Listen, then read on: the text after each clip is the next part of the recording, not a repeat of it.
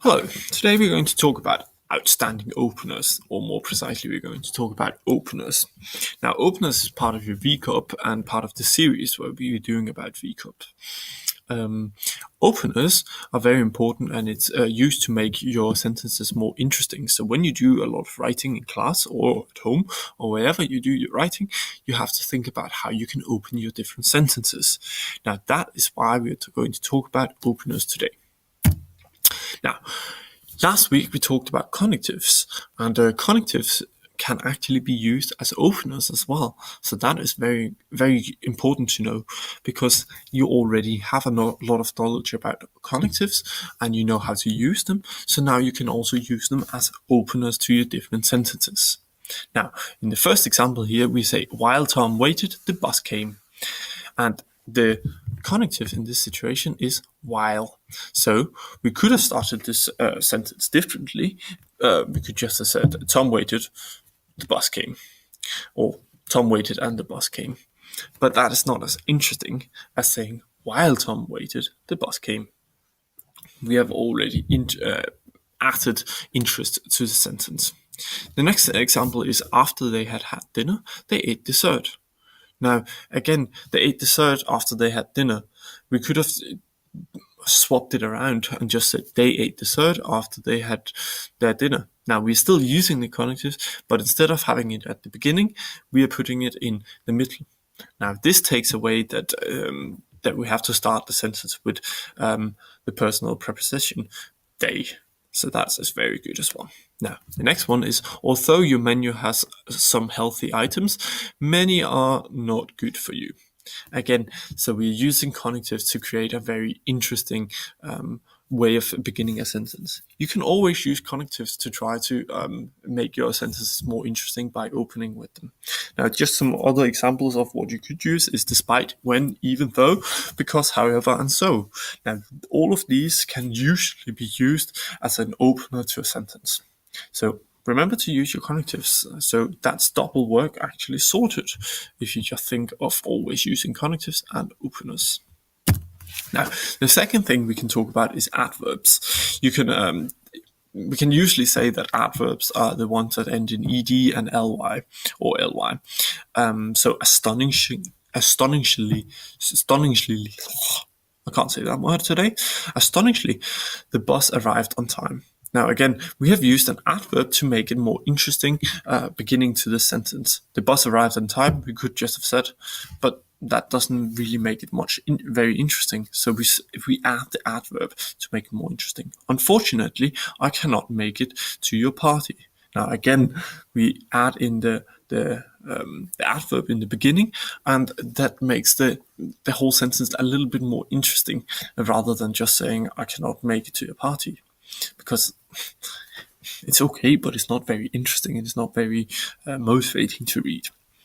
Cautiously, not curiously, she removed the bandage. So again, we have added in that she has done something. Now again, and this is the same as using adverbs. Adverbs always describes the verbs. So therefore it's very important that you use these as openers because then you're already describing part of your sentences just by opening your sentence. So that can be very interesting. Now, notice that after every single adverb in the beginning, there is a comma. Now, you always put a comma after the adverb if you start out the sentence with an adverb. Other interesting ones could be sadly, crazily, disappointingly, regretfully, steadily, happily, slowly, mournfully, and graciously, and a ton of other different adverbs. We will get a list of adverbs up in the class, so we can always associate and look at those for inspiration. The next thing is you can use a simile or metaphor. Now, we haven't really talked much about similes or metaphors yet, but it's very important that you also know that this is the case. Like a mouse, he tiptoed through the house. So again, it's because we are comparing two things. We'll talk more about this when we talk about similes and metaphor later in the year. But for now, just know that it is possible to use similes and metaphors as your opener, and they could create a better flow in your text. You can always use nouns and adjectives. So instead of just using I, they, he, she, and blah, blah, blah, we can use cobwebs, for example, spanned the corridor. Now we have, instead of saying like just regular things, we've used a noun to create something. So the noun is not I or he or she. It's actually taking the main thing of the sentence and putting that in the front. And that can be a good way of creating more interesting openers. Leaves fell as the wind blew. Again, same idea. The noun is here at the beginning of the sentence rather than in the middle of the sentence or in the end of the sentence. Beautiful stars filled the sky. Now here we have used an adjective instead, and it works really well.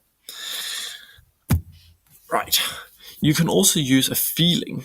Now, this is the same as the adverbs. You always add a comma after you have stated the feeling. So, lonely, she walked the corridor. Elated, he jumped for joy. Jealous, he tore up his clothes. Or angry, they fought for hours.